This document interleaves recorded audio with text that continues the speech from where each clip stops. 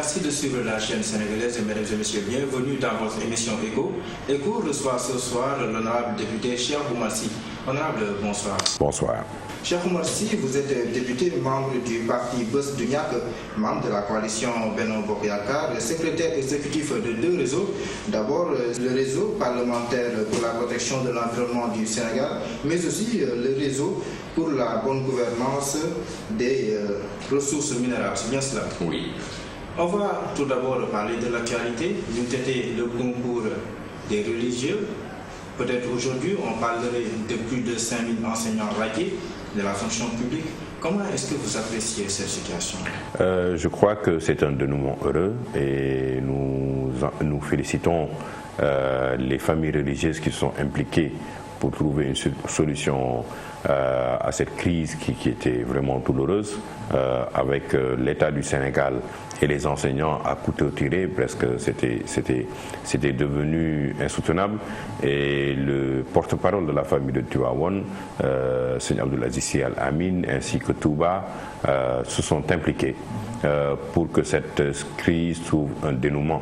Je salue aussi l'engagement du député, mon collègue Elentine, qui aussi a été très impliqué pour que cette crise-là puisse être dénouée. Je crois qu'aujourd'hui, le plus important pour nous, c'est que l'État et les enseignants puissent trouver un terrain de consensus. L'éducation au Sénégal, elle est dans une situation vraiment dramatique.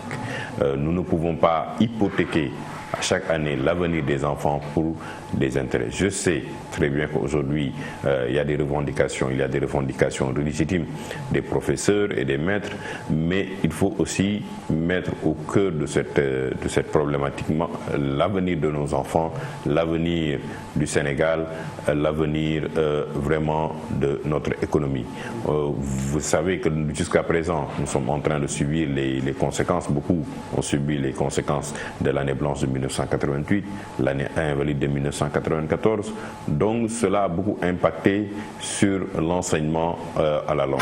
Aujourd'hui, nous souhaitons vraiment que les gens reviennent sur les tables de négociation, reviennent de manière très raisonnable, mais surtout que l'avenir des enfants ne soit pas hypothéqué.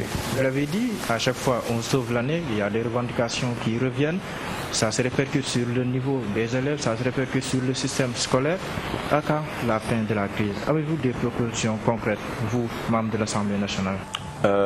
C'est une situation difficile. Nous, parlementaires, nous sommes engagés aussi bien dans les négociations de l'enseignement supérieur et récemment dans l'éducation nationale, dans l'enseignement secondaire avec la crise qui vient d'être dénouée. Et nous souhaitons vraiment que l'État mette les moyens. Mais il faut savoir aussi que nos moyens sont limités. On ne peut pas exponentiellement satisfaire tout le monde. Il faut trouver des moyens et des mécanismes pour qu'on puisse trouver des solutions à cette crise-là. Mais la crise au Sénégal, l'éducation traverse depuis des années, des décennies, une crise profonde. Vous savez, dans toute chose, des fois, on dit il faut s'arrêter, faire le diagnostic et repartir à zéro. Et pourtant, ça a été fait. Oui, mais quand je dis arrêter, c'est un arrêt total. Parce qu'à un moment, on voit droit au mur. Vous savez, en Côte d'Ivoire, il y a eu la guerre pendant 10 ans. Malgré cela, qu'est-ce qui s'est passé? Le fait est qu'aujourd'hui, ils ont pu au moins se remettre les choses sur les rails. Nous, depuis des décennies et des décennies, plus de 20 ans maintenant, qu'on traîne un boulet. Vous avez l'enseignement supérieur avec toutes les grèves qui se passent là-bas. À chaque fois, si ce ne sont pas les étudiants, ce sont les professeurs. Aujourd'hui, c'est l'éducation. C'est tout le système qui est tenu en otage. Faudrait-il aujourd'hui revoir le système? Est-ce que même l'éducation qu'on nous propose avec le système francophone est-il adapté aujourd'hui? Est-ce qu'il ne faut pas revoir à travers le PSE nos ambitions et les cadrer notre éducation par rapport à ce que nous voulons atteindre comme objectif? Il y a beaucoup de questions parce qu'aujourd'hui l'éducation elle est devenue économique, elle doit être orientée vers ce sens-là. Mais ce que vous êtes en train de dire là a été fait. On a tenu les assises nationales de l'éducation et de la formation en 2014, en août 2014. Il y a des recommandations fortes qui ont été faites, qui ont été formulées, mais jusqu'à présent, ces applications-là ne sont pas appliquées. Oui, je suis d'accord avec vous, mais ce que je dis, c'est qu'aujourd'hui, nous avons pour vision et le président de la République, la vision du président de la République depuis qu'il est chef d'État, c'est le programme Sénégal émergent. Si aujourd'hui vous faites un programme pareil, il faut voir tout le recadrage de l'éducation pour voir s'il est adapté dans la longue, parce que si vous dites 2035 ou 2030, ça veut dire qu'aujourd'hui vous vous projetez dans l'avenir. Est-ce que en se projetant dans l'avenir pour reconstruire le Sénégal et pour permettre que ce pays-là soit émergent, il faut nécessairement aussi vous projeter cette vision-là à travers l'éducation. Ça veut dire revoir le système, le recadrer avec le plan Sénégal émergent, le recadrer avec l'économie que nous vivons aujourd'hui et qu'elle ne soit plus une éducation théorique. Aujourd'hui, on crée beaucoup d'étudiants sortent de l'université de Dakar, ils ont une formation théorique. La formation professionnelle aujourd'hui, elle est privilégiée parce que nous avons besoin de bras, nous avons besoin d'agriculteurs bien formés, nous avons besoin de techniciens, nous avons besoin de beaucoup de jeunes formés dans des domaines spécifiques pour que le développement ait lieu. Donc il faut tout refonder. À un moment donné, il faut s'arrêter et tout refonder. Vous savez, moi j'ai plaidé une fois quand le ministre de l'Enseignement supérieur était là. Je lui ai dit, monsieur le ministre, vous allez droit au mur. À un moment, peut-être fermer l'université et revoir tous les fondamentaux est important. Pourquoi? Parce qu'il faut nécessairement qu'on puisse vraiment prendre les taureaux par les cornes et régler ça à la racine. Mais si on reste et on perpétue... aussi, est-ce que ça ne serait pas aussi une catastrophe dans un pays comme le Sénégal? Mais je dis que le plus catastrophique, ce n'est pas de fermer une université. Mais le plus catastrophique, c'est de créer des jeunes chômeurs année après année. Que ce soit l'université aujourd'hui, tout le système, même dans le système privé, on est en train de former des jeunes pour des formations qui n'existent pas au Sénégal. Ils sortent, ils sont diplômés, ils se rendent compte qu'après un diplôme de telle école X, telle école Y, ils n'arrivent pas à trouver un emploi qu'on leur a miroité parce que l'école privée leur a fait miroiter pendant des années des diplômes de HEC, ils sortent, mais le produit sur le marché n'existe pas.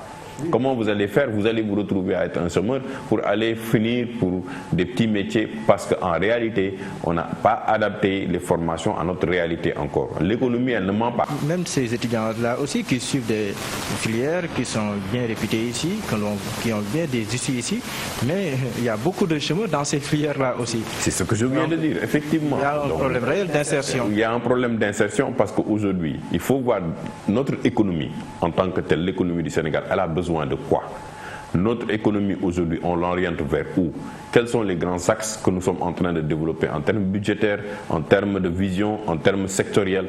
Et à ce moment-là, recadrer notre éducation par rapport à cela. Quels sont les besoins du secteur privé? Aujourd'hui, on ne doit plus former pour former, mais il faut demander au secteur privé quels sont les étudiants dont ils ont besoin. Et à ce moment-là, les produire pour qu'ils soient efficaces et qu'il y ait une réelle insertion. Mais si le secteur privé a une certaine demande et le secteur public a une certaine demande et l'éducation ne répond pas aux deux besoins, mais forcément vous allez avoir sur le marché autant de chômeurs que possible parce qu'ils n'ont pas ces formations du moment. Ils sont peut-être formés pour des choses qui ne sont pas encore là ou ils sont formés pour des choses théoriques dont on n'a pas besoin. Oui. Ouvrons maintenant le chapitre politique de cette émission. Avec le dialogue national qui avance progressivement, le ministre de l'Intérieur a récemment reçu les différents partis politiques, dont même des partis qui avaient boycotté l'ouverture du dialogue national au menu des échanges, le fichier électoral, mais l'opposition recuse toujours, une certaine opposition en tout cas, recuse toujours le ministre de l'Intérieur, Abdoulaye Daouda Diallo, pour l'organisation des prochaines joutes électorales. Pensez-vous que cela est fondé? Vous savez, le système en tant que tel, je ne parle pas parce que j'ai participé en 2012 avant d'être député dans le réseau CIT, le réseau des observateurs citoyens de la société civile avec l'Institut de Gorée, et on a supervisé les élections au Sénégal. Il y avait un comité de veille qui a fait un excellent travail sur le fichier électoral, sur la réforme du fichier et les mécanismes qu'on doit mettre en place pour revoir tout cela. Aujourd'hui, ce qu'on demande, le système est solide. Je rappelle une anecdote, quand le président Macky Sall est venu voir Seigne Mansour Sy Djamil à Fass, il lui avait dit, nous étions tous débutatifs, on disait que le président Mbouad allait remporter les élections, qu'il y aura bourrage des urnes et tout cela. Et le président de la République, et M. Macky Sall, candidat, nous a répondu, je vais gagner les élections. Mais à l'époque, il y avait Cheikh Gueye comme ministre chargé de l'organisation. Il avait Cheikh Gueye, mais il y avait aussi Ousmane Ngom comme ministre à ce moment-là. Il faut savoir aujourd'hui au Sénégal, comme je le dis, le fichier électoral, l'organisation des élections, elle a des bases solides. Il faut juste pouvoir renforcer ces bases-là. On a parlé de la refonte du fichier, le ministre de l'Intérieur l'a accepté lors de la rencontre. On a parlé du référendum, il l'a accepté. On a parlé de revoir avec la diaspora comment incorporer les députés. Nous avons parlé de 12 points dont on a parlé. Maintenant, quant à dire il faut recuser le président le premier ministre de l'Intérieur, ça c'est un autre débat. Le système n'est pas tenu par le ministre de l'Intérieur, sinon Ousmane Ngom serait encore là. Nous avons certes eu la chose qui est la plus difficile pour nous en tant que parti politique, il est vrai, est de voir que le ministre de l'Intérieur est maire d'une commune, il est d'un parti politique qui est l'APR, donc il y a certainement beaucoup de conflits dans cela. Oui, et l'opposition fonde souvent son argumentaire sur l'organisation du récent référendum. Cette opposition dit que le ministre de l'Intérieur a même battu campagne en faveur du oui. Donc cela pose problème, non? Oui, effectivement, cette discussion est sur la table, parce qu'aujourd'hui, quoi qu'on dise, c'est des faits qui sont là, qui sont réels. Si l'opposition dit qu'il faut recuser le ministre de l'Intérieur et que le chef de l'État se rende compte que cette demande est fondée et qu'il faut le recuser, il faut aller dans le sens de la demande, peut-être de l'avis du chef de l'État. Moi, je ne fais pas trop de fixation sur le ministre de l'Intérieur. Par contre, je demande, parce qu'en mettant le dialogue en place, je demande au moins que dans ce dialogue-là, qu'on puisse incorporer toutes les données pour faire en sorte que le vote au Sénégal soit encore plus transparent. Parce que sinon, Diouf n'aurait pas perdu. Sinon, si le fichier s'il pouvait être, voilà, pour les Wade serait toujours là. Donc ça veut dire que quelque part le fichier est bon. Maintenant, il y a des moments où nous sentons que la personne qui gère le ministère de l'Intérieur étant trop dans un parti et trop proche du chef de l'État, peut-être qu'il va influencer le vote. Moi, ce qui me dérange le plus, ce n'est pas que le ministre de l'Intérieur, c'est les transferts de votants qu'il faut voir, étudier, et surtout aussi l'achat des consciences. L'achat des consciences même est plus important que le ministère de l'Intérieur. Parce que l'achat des consciences, vous avez beaucoup de gens qui ont des enveloppes, qui organisent des femmes ou des hommes qui sont là, assis devant les écoles et attendent que les citoyens viennent voter pour influer sur le vote, acheter le vote 5 000 francs, 10 000 francs, on l'a vu partout, on l'a vu à Guédiawaye, on l'a vu d'autres. Donc l'achat des consciences est même plus important que le ministre de l'Intérieur. Parce que le ministre de l'Intérieur ne peut pas acheter toutes ces consciences-là tout seul. Il faut y avoir tout un dispositif. On a vu des directeurs de société, on a vu des PCA descendre sur le terrain, on a vu même des ministres conseillers, on a un peu vu du tout descendre sur le terrain pour influer, acheter les consciences. L'achat de conscience est plus important même que le ministre, parce que le ministre lui-même ne peut pas acheter toutes les consciences. Mais il faut tout un dispositif, tout un arsenal pour que cet achat de conscience-là influe sur le vote. Oui. Au-delà de cet aspect-là strictement lié au processus électoral, on a aussi beaucoup parlé d'un dialogue national qui cacherait une certaine volonté de retrouvailles entre l'actuel président de la République et son ancien parti politique. Avez-vous le même sentiment? C'est un débat qui est là. Beaucoup d'observateurs ont dit qu'aujourd'hui, ce qui se passe, c'est un deal entre le parti au pouvoir et le parti PDS, Maître Abdoulaye Wade. Nous, on a été sollicités pour un dialogue national. Et ça veut dire un dialogue qui incorpore beaucoup de sujets, y compris l'économie, y compris le social, et d'autres, y compris ce qu'on vient de discuter aujourd'hui, les élections et tout cela. Les Sénégalais ne sont pas dupes. Ils savent très bien lire, ils ont une bonne lecture politique de tout ce qui se passe. Si aujourd'hui, tout ce dialogue-là et toute cette discussion-là tourne autour d'un rapprochement entre le chef de l'État et l'ancien chef de l'État, Maître Abdoulaye Wade, juste pour avoir un deal, je crois que les Sénégalais sanctionneront positivement ou négativement. Par contre, il ne faut pas occulter une chose.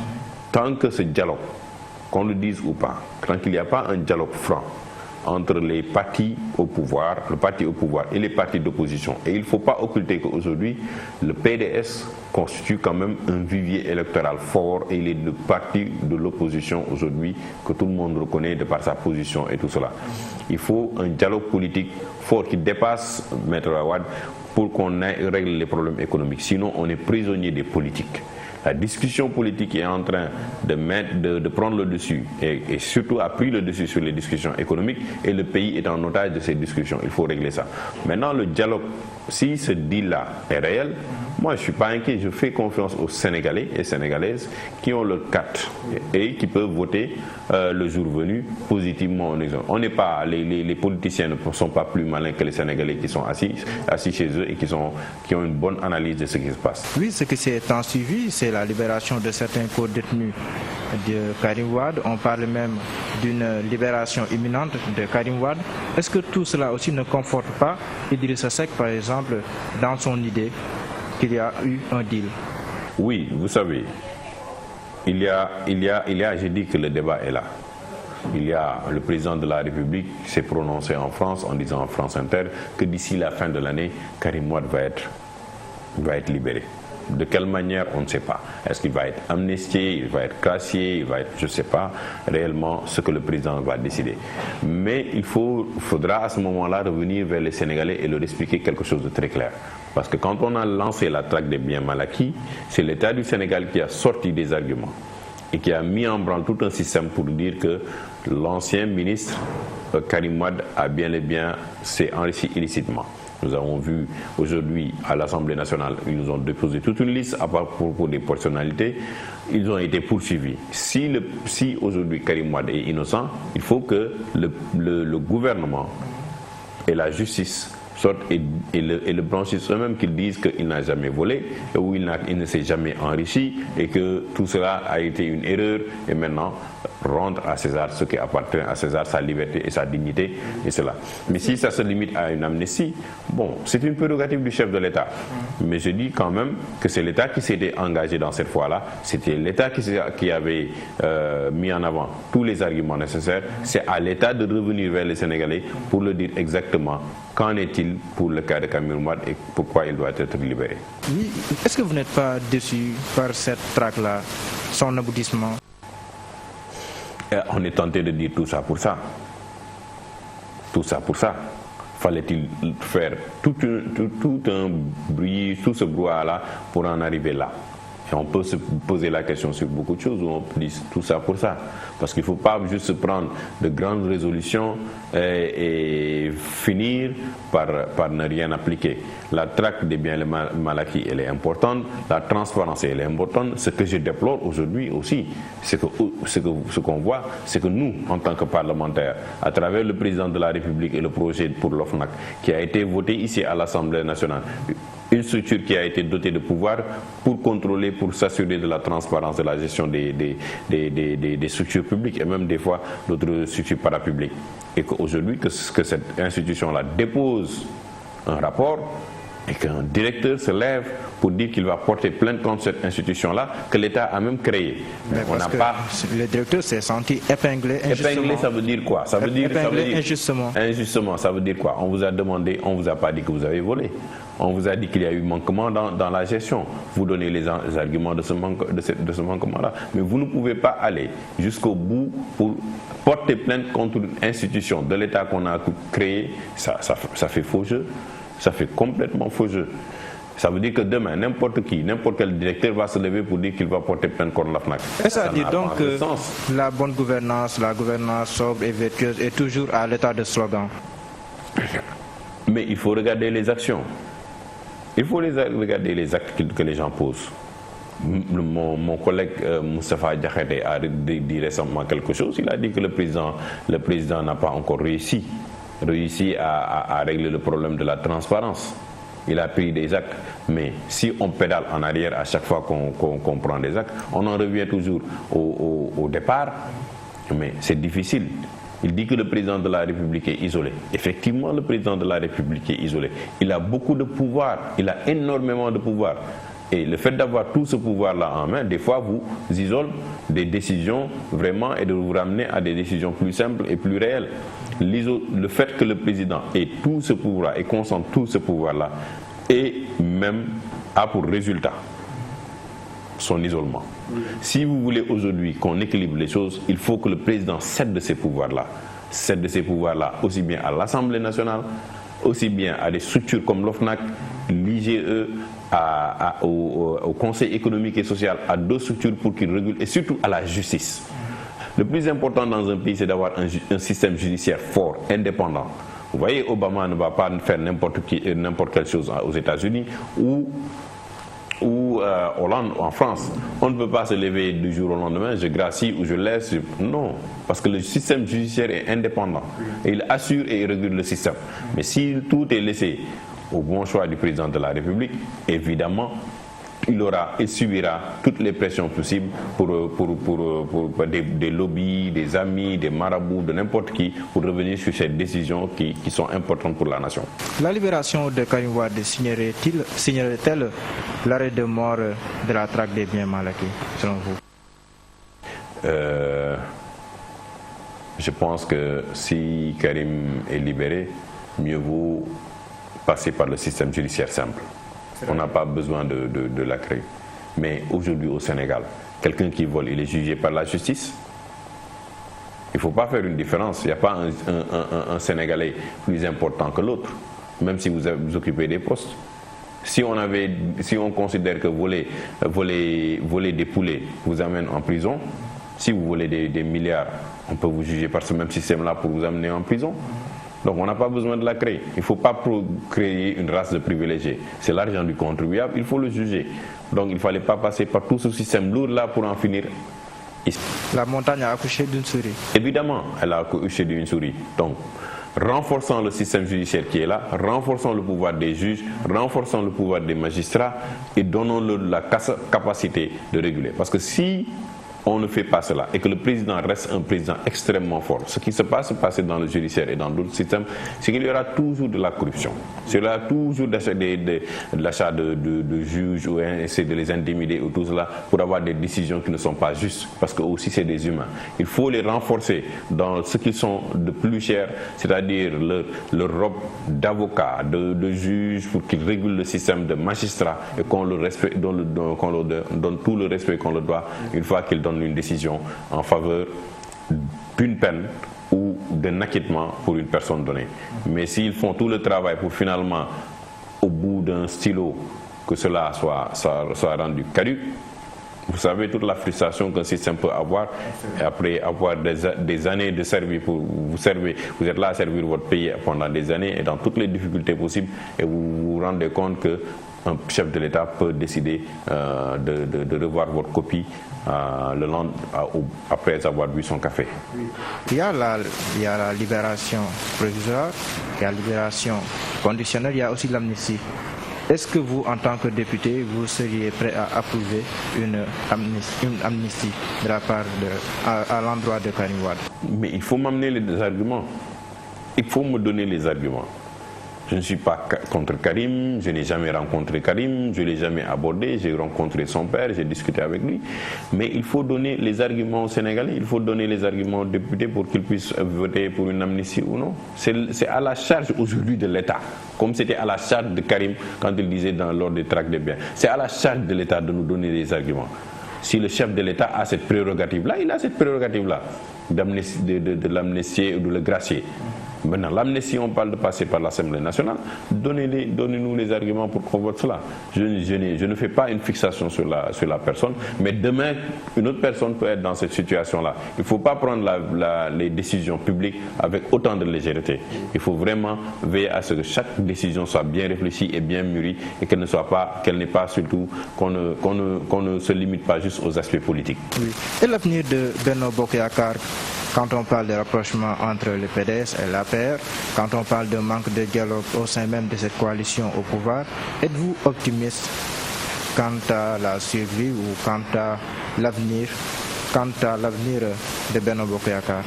Vous savez, l'avenir de Benno Bokk Yakaar est un avenir compliqué. On l'a toujours tenu pour mort, Benno Bokk Yakaar.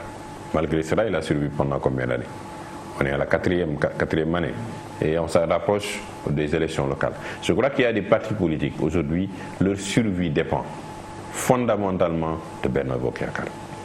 Ils savent pertinemment que s'ils sortent de Benno Bokk Yakaar, ils vont hypothéquer leur avenir politique. S'accrocher à Benno Bokk Yakaar en tant que parti politique est le seul issue. D'autres partis politiques vont se positionner, va aller vers des joutes électorales importantes en 2017, les élections législatives. Ce que les Sénégalais souhaitent vraiment, c'est que les partis politiques prennent leur courage et vraiment aillent chercher les suffrages réels. Ce que nous, on a fait à Besouniac, renforcer une coalition, c'est de savoir son électorat, c'est quoi?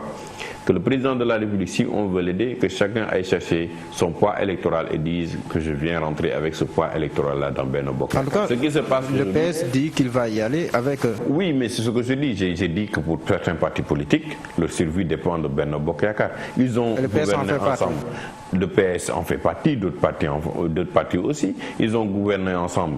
Ils ont des postes ministériels, ils ont des postes aujourd'hui à l'Assemblée nationale et d'autres structures.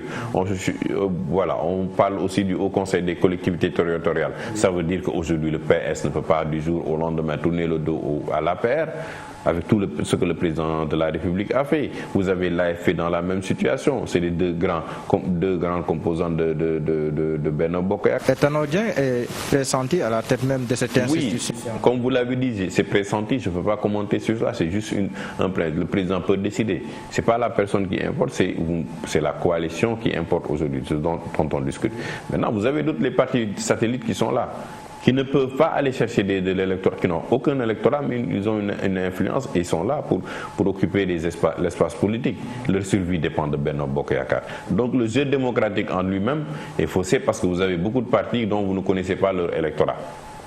Et là, on parle de rationalisation des partis. Oui, on parle de rationalisation. La rationalisation est importante. Qu'on le veuille ou non, la rationalisation est importante dans ce pays-là.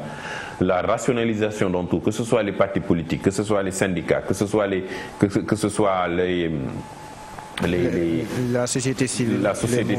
Il faut rationaliser quand même pour voir. Mais sur la lisibilité des partis politiques, c'est important parce que c'est eux qui gèrent politiquement le pays. Il faut voir une visibilité sur qui sont ces partis politiques-là et comment faire. Aujourd'hui, le ministre de l'Intérieur parle d'une carte d'électeur fusionnée avec la carte d'identité. On parle aussi de beaucoup de choses qui importent à ce pays-là. Mais il faut parler aussi du financement de ces partis politiques-là. Nous parlons beaucoup de problèmes de sécurité. Nous parlons beaucoup de problèmes de djihadisme, de Daesh et de tout ça. Mais il faut savoir qu'aujourd'hui, on peut être financé de l'extérieur et venir légitimement occuper le pouvoir. Ça va poser problème. Donc, il faut qu'on sache les sources de financement des partis politiques et surtout que l'État s'engage. Mais il faut aussi que ces partis-là se présentent régulièrement aux joutes électorales. Que si Besouniac se présente et qu'il perd et qu'il doit disparaître de l'espace politique, nous sommes prêts. L'essentiel, c'est qu'on ait des partis politiques forts avec des idéologies là ancrées et des débats sains. Oui. Besouniac dans Benno Bokk Yakaar, au récent référendum, vous aviez voté non. Besouniac dans Benno Bokk Yakaar, est-ce que ce compagnonnage est, je vais le dire comme ça, est aussi sincère que ça? Oui, sincère parce que nous ne cachons pas nos positions. Ça nous coûte beaucoup de choses. Ça nous coûte des fois des réprimandes, ça nous coûte des attaques. Mais notre position est toujours fondée sur des positions de principe. C'est-à-dire qu'on ait une lecture politique ou économique ou sociale de la chose et on donne notre avis sur cette question-là.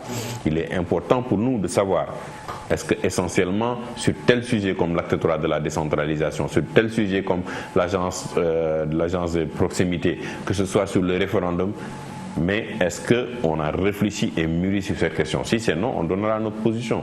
Nous avons voté 98% des lois qui sont passées ici, mais on ne peut pas être d'accord pour tout. On n'est pas dans un parti unique.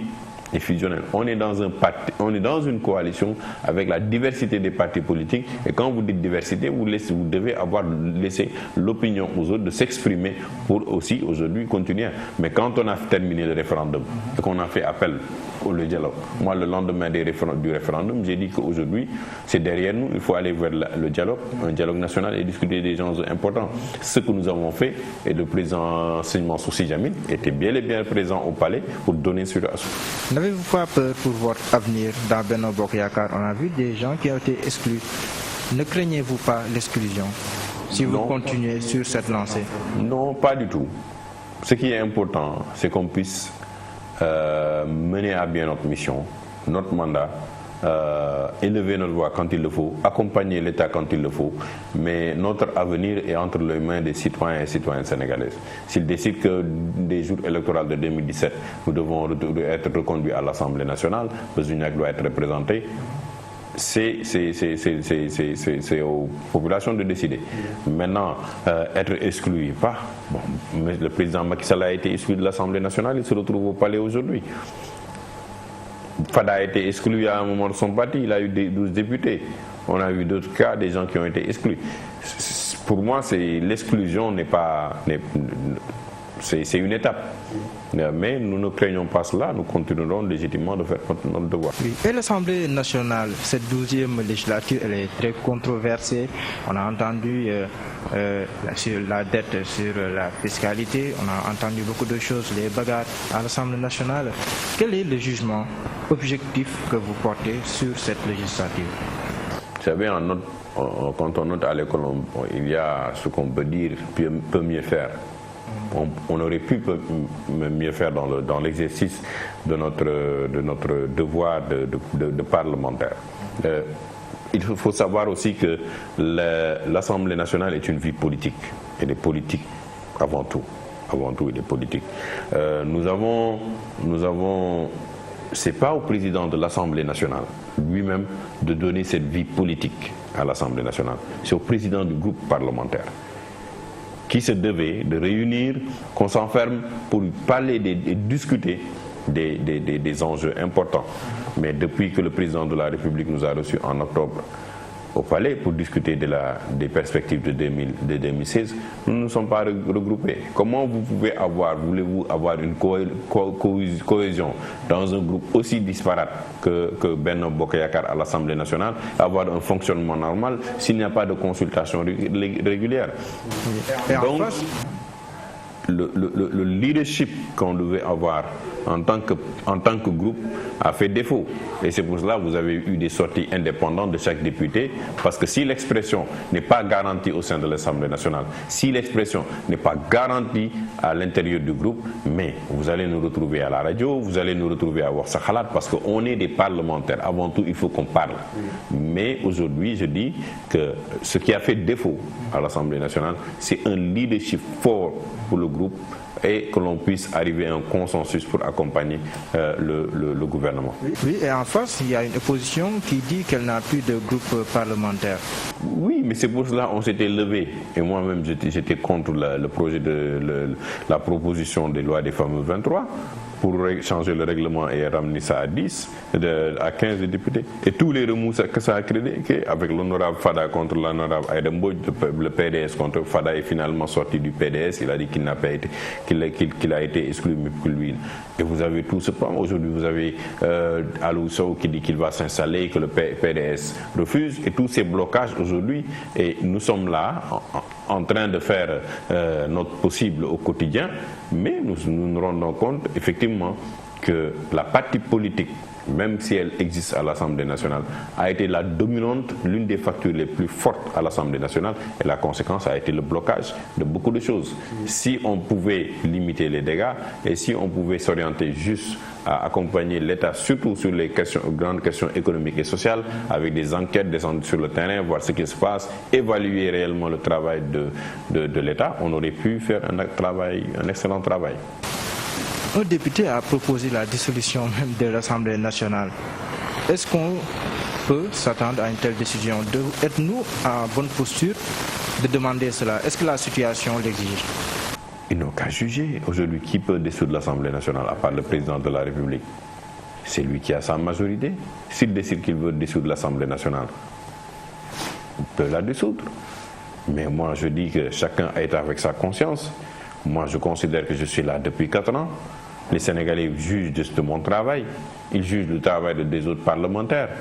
Donc moi, quotidiennement, je me lève, je viens à l'Assemblée nationale à 9h et je fais ce que je peux faire au maximum. Dans le cadre de mon travail. Aujourd'hui, s'il faut dissoudre l'Assemblée nationale, comme je le dis, nécessairement, c'est le président du président de la République qui le fera. Ça veut dire aussi qu'à quelque part, il faut avouer qu'il y a eu un échec, qu'il n'y a pas eu de rupture et que l'Assemblée nationale n'a été peut-être que pendant ces années un faire-valoir. Et le Premier ministre qui devait aussi venir à l'Assemblée nationale. Oui, mais tout cela est facteur de blocage que je vis à l'Assemblée nationale. C'est les questions politiques qui sont insérées, qui ont pris le dessus sur la logique et le raisonnement. Oui, vous pouvez prendre des décisions politiques, certes, et avoir un gain à l'instant même, à l'instant T, mais quand les questions techniques vous rattrapent, vous ne pouvez pas y échapper, il faut les régler. Et aujourd'hui, en votant la loi en augmentant les 15 pour avoir un groupe de 15, les problèmes techniques se posent à l'Assemblée nationale. Nous avons vu comment le PDS a éclaté. Nous avons vu la situation avec Modou Diagne Fada. Nous avons eu la situation avec Aliou Sow.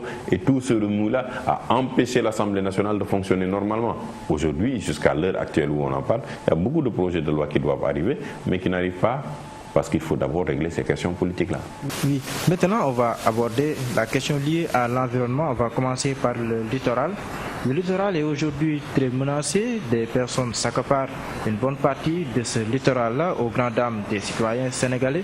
Alors, en tant que parlementaire et président aussi du réseau des parlementaires pour la défense de l'environnement sénégalais, quel est le regard que vous portez sur ça? Juste une précision, je suis le secrétaire exécutif du réseau. Merci. Je crois que le littoral vit des moments difficiles. Ça fait plus de 4 ans. Parce que la loi, c'est là où elle était là quand on est devenu député à l'Assemblée nationale, quand on a été élu, et que ça a été une coproduction du REPES avec le gouvernement de Wade du temps. Et donc, c'est une loi qui a été préparée depuis. Nous avons l'honorable Omar Sy avant nous, qui est précédé d'autres qui ont travaillé sur ça, avec la continuité de l'actuel président Lamine Thiam. Donc la loi du littoral se devait juste d'être adoptée pour arrêter tout l'accaparement qui se fait aujourd'hui sur le domaine public maritime. Nous avons 700 km à protéger, de côtes à protéger. Mais malheureusement, il y a eu une frénésie sur le littoral de Dakar, qu'aujourd'hui, si vous quittez la corniche jusqu'au virage, vous ne pouvez plus voir la mer, jusqu'à des espaces. Vous avez du Terroubi, vous passez à d'autres hôtels, vous allez jusqu'à Phare des Mamelles, vous avez une clinique qui est en train de se construire sur les bordures, sur les phares, en empêchant carrément des gens d'apercevoir maintenant la mer en tournant sur le bas-fond. Vous avez Wami sur les falaises, sur les phares, en bas, en train de construire je ne sais quel institut, alors qu'il y a énormément d'espace où ils peuvent construire. Le phare des Mamelles est le deuxième phare en Afrique après celui d'Alexandrie. C'est un joyau. Et on accepte pour des broutilles de venir aujourd'hui des maires qui donnent des permis sans pour autant faire une analyse économique de l'environnement. Vous savez, dans tout pays qui se respecte, il faut avoir un plan d'aménagement du territoire, un plan d'aménagement du littoral. Le plan d'aménagement du littoral vous rapporte beaucoup d'argent. C'est parce que c'est aussi une question de santé publique. Parce que c'est un espace qui est partagé par tous.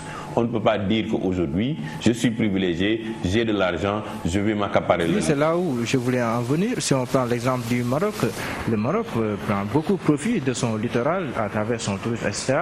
Mais ici au Sénégal, ce sont les pontes du pouvoir actuel ou de l'ancien pouvoir qui s'accaparent cet espace-là. Oui, parce qu'aujourd'hui, s'ils étaient conscients et s'ils avaient utilisé leur morale pour se dire que c'est un bien public, je ne peux pas être sénégalais, même si je suis nanti, voir qu'il y a un bien public que chacun souhaite avoir dans son peuple. Vous, en tant que personne, vous souhaitez vivre sur le littoral, vous souhaitez vous réveiller et voir le soleil se lever, voir la mer avec vos enfants, boire un jus d'orange, prendre votre café, votre petit déjeuner avec votre femme. Qui ne le souhaite pas? Mais c'est un bien pour tous. C'est pour cela qu'on dit, on se sacrifie pour le laisser, pour que toutes les générations qui vont venir puissent en bénéficier. Mais aujourd'hui, vous avez, c'est mal fait. Il n'y a pas de plan d'aménagement. La construction est anarchique. Et aujourd'hui, ils sont en train de boucher avec des R+2, R+3, des immeubles qui se font sur le littoral. Et aujourd'hui, ça pose une question de santé publique.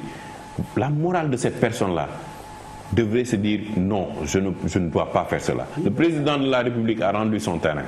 L'intention est là, il l'a dit. Hadjibou Soumaré, de lui au moins, quand il a été courant, a rendu volontairement ce terrain. D'autres l'ont fait discrètement.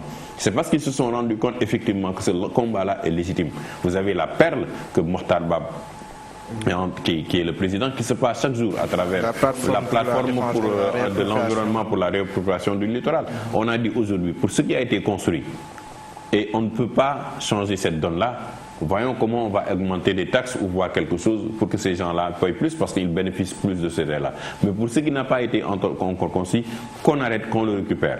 Aujourd'hui, vous avez le Conservatoire du littoral en France. Ils sont en train de racheter beaucoup de terres qu'ils avaient vendues dans le temps. Pourquoi? Parce qu'ils se sont rendus des dégâts que ça a causé. L'érosion côtière et tout cela. Mais aujourd'hui, la conscience morale de ces personnes-là, ils sont nantis et Dieu leur a donné des privilèges.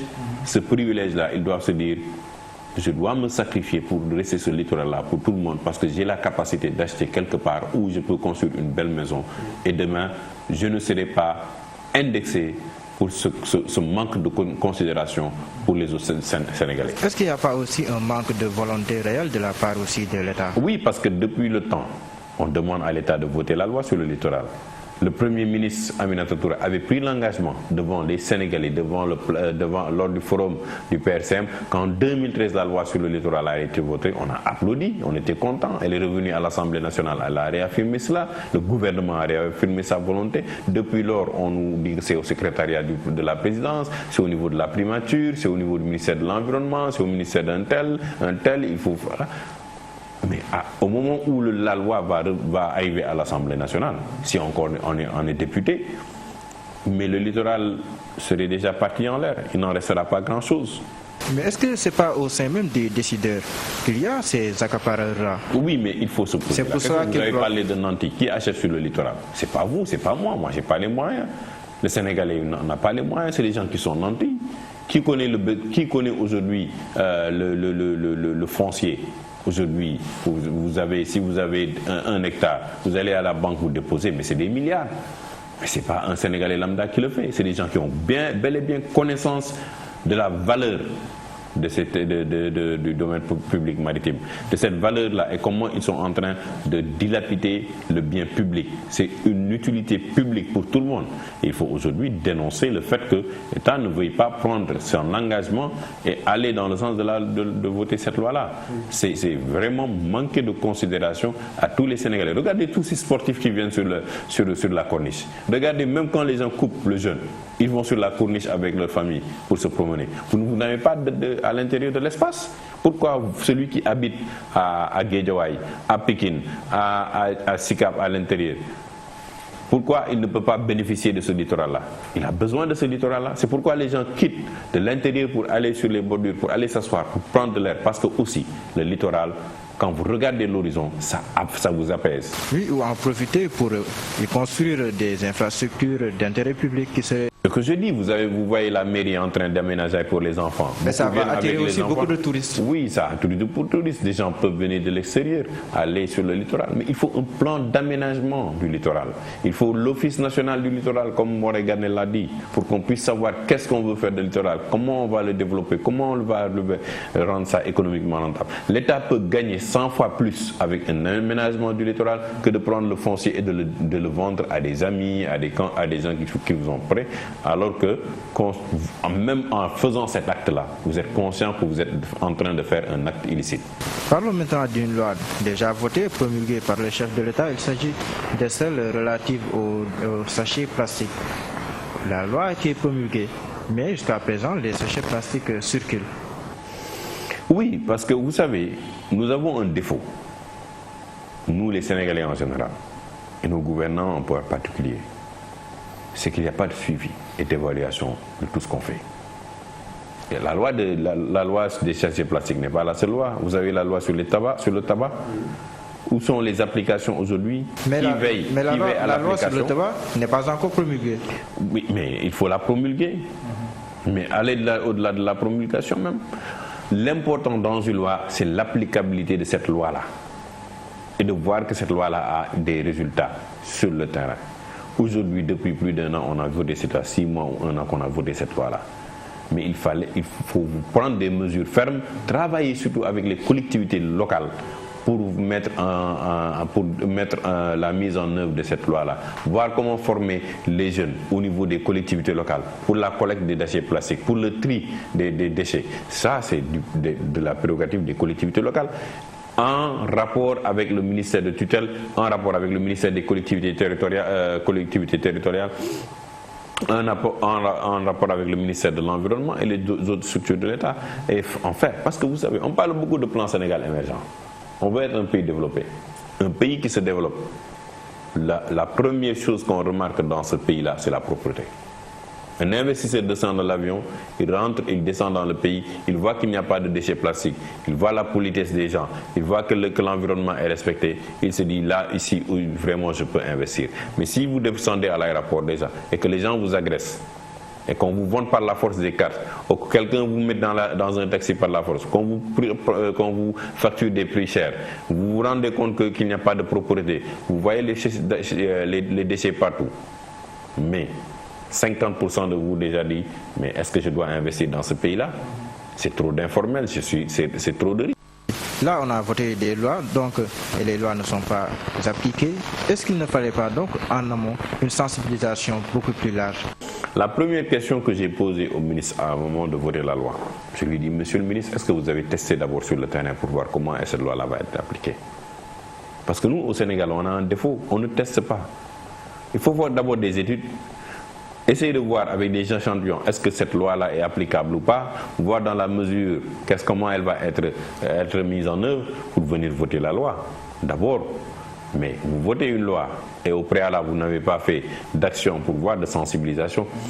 On devait faire toute une communication au même titre que Ebola quand on a fait une communication sur Ebola, sur les déchets plastiques. C'est parce qu'on n'est pas conscient du danger réel qu'implique... C'est parce qu'on est trop laxiste. C'est parce que nous, en tant que Sénégalais, on est trop laxistes. Et ça, il faut un État qui se respecte lui-même et qui prenne les mesures et les sanctions idoines pour que le peuple se revienne sur le droit chemin. Cheikh Oumar Sy, c'est la fin de l'émission. Merci. Merci, je vous remercie. Merci à vous aussi de nous avoir suivis. On se retrouve dans une semaine dans votre émission Écho. Je vous souhaite une très belle soirée et nos programmes qui se poursuivent de plus belle.